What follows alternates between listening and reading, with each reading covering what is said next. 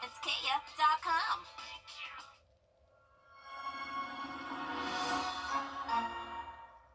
Marcus Kitchen is my new daily coffee stop. Gourmet beans are freshly ground for every cup.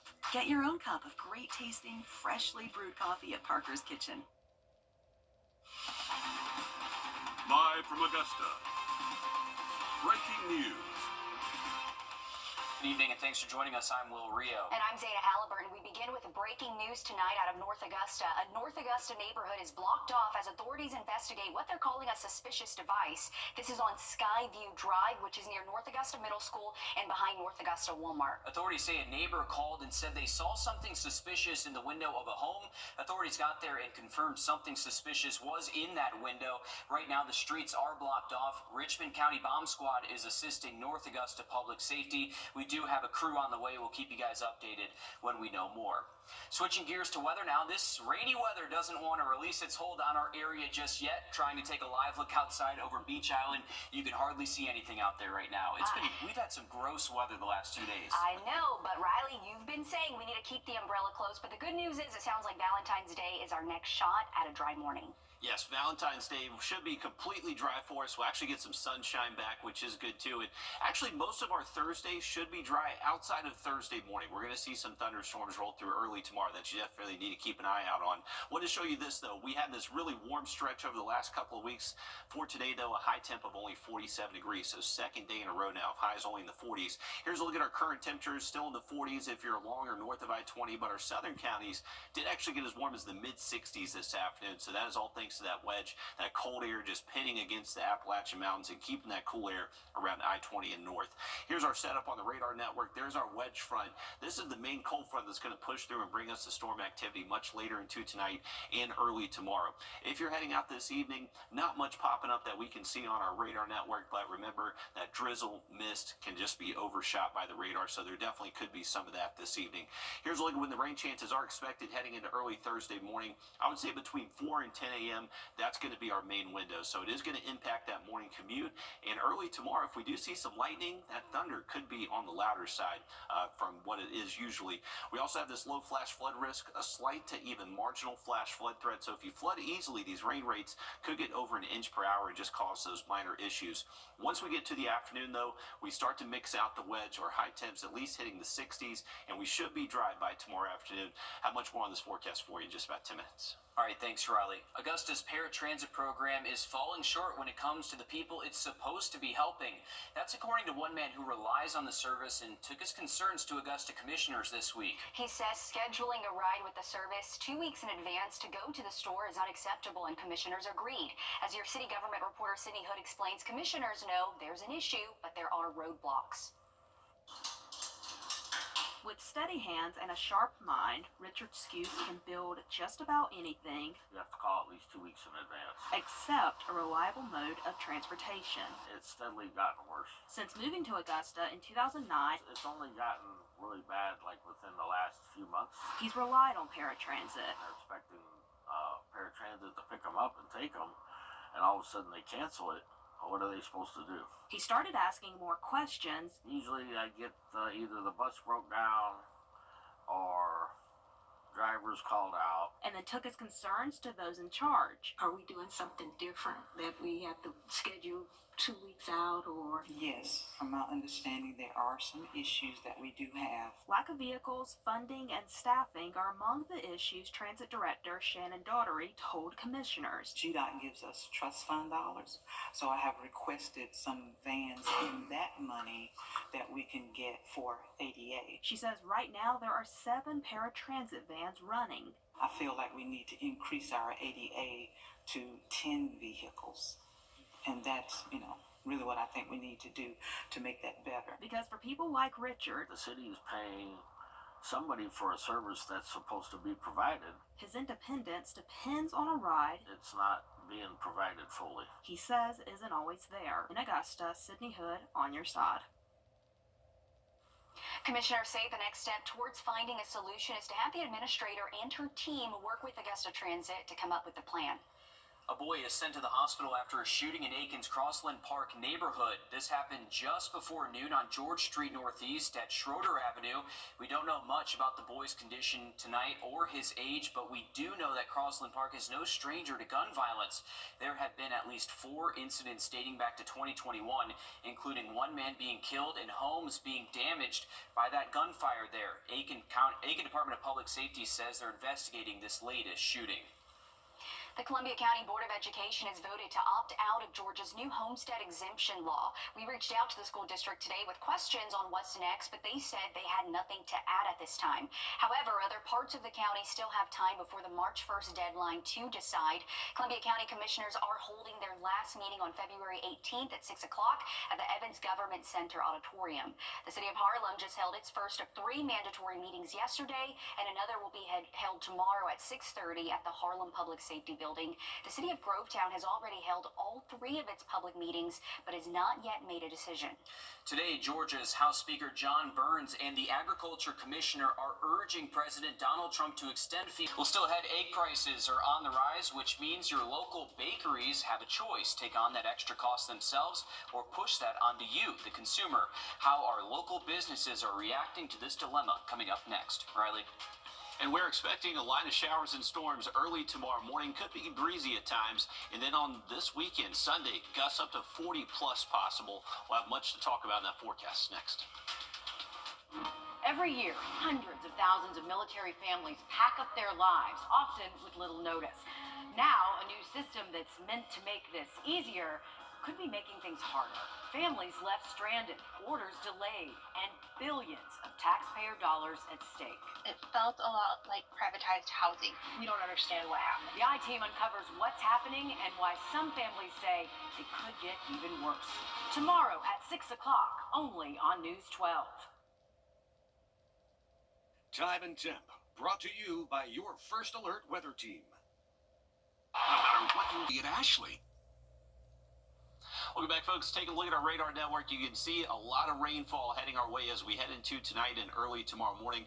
Most of this is still well back into Mississippi, Alabama, where they actually have some active severe weather warnings. A couple of tornado warnings actually have been observed there along the Gulf Coast. We are fairly dry at the moment, outside of some mist, some sprinkles that the radar just can't see, but we are expecting that line of rain to head our way as we head into early tomorrow morning. Our temperatures are still in the 40s for us here along I-20, but a little bit warmer air in our southern counties. Once you get closer to I-16, it starts to transition from winter into springtime. So they've actually had temperatures in the 80s south of I-16 so far today.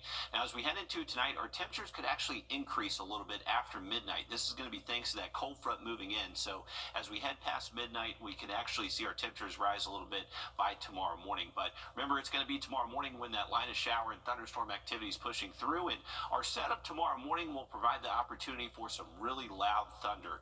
Early tomorrow, once this line moves through, we're going to have an inversion just above the surface, so that layer of warm air can basically act like a trapping mechanism for those sound waves created by that lightning strike. So the thunder really just kind of reverberates underneath that low-level inversion. So that will make the lightning and thunder a little bit louder tomorrow morning. So just a heads up, you may get that early wake-up call, because the rain chances and storm chances really start to increase once we get past around 4 a.m. tomorrow, lasts up until about 9-10 a.m., and then we're completely dry heading into our Thursday afternoon. So it definitely will impact that morning commute.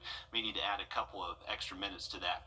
With the heavy rain and storm activity tomorrow morning, also a low flood risk. Cannot rule out maybe our flood-prone areas see some of these minor issues. It would be mainly for those flood-prone areas, low-lying, poor drainage, just can't get rid of that rainfall efficiently. Once we get towards tomorrow afternoon, we're expecting the chance for rain to really go down, and our temperatures will be much warmer than what we felt over the last couple of days, at least hitting the mid-60s out there tomorrow afternoon. Heading into our Valentine's Day Friday, it looks very nice. We actually bring back some sunshine for us. Later into the afternoon, those high temps should be mid to upper 50s across the region, and morning temps will be a little bit chilly early Friday. But if you're heading out Friday evening, just a kind of a generic cool February evening with temperatures cooling off into the 40s and 30s as we head later into our Friday night, Saturday morning. Quick update on the weekend. For your Sunday, we are expecting very windy conditions, potentially gusts up to 40, 45 miles an hour. We may issue a first alert on Sunday. We're going to have to come back to that out there tomorrow, and we may issue that for your Sunday with those gusts. Once we get past the weekend, much cooler air moves in early next week. All right, thanks, Riley. The bird flu has sent egg prices through the roof. It's difficult to find a carton for less than $6 now, even at the cheapest stores. And that means your local bakeries and cooks are feeling that extra cost too. Your Andre Dickerber has the story. Increasing prices is something a local business never likes to do. But when prices increase on key ingredients they need, it raises the question, do they take the hit or do they pass it on to the customer? It's a sound that's getting more expensive to hear. The eggs definitely has hit the hardest with nearly 50% increase, and the stores are limiting purchases. So we're now having to make multiple trips to the grocery stores in a week. Also causing longer days. Someone's having to leave the bakery. It's really putting a dent in the work process here, because they could be working on production of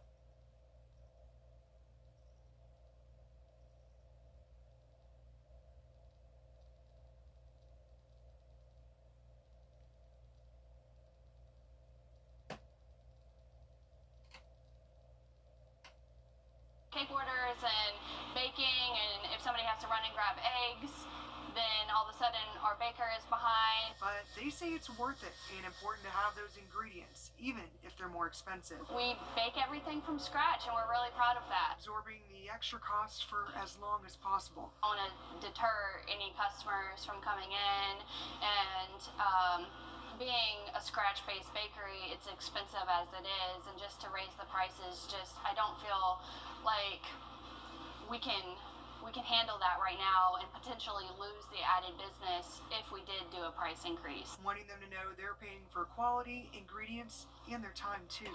So I would just hope that, customers see that when they come in here and they recognize and they continue the support. I called several other bakeries who say they're feeling the impact of the price increase and say in order to help them, we need to show them our support. In Augusta, Wrdw on your side.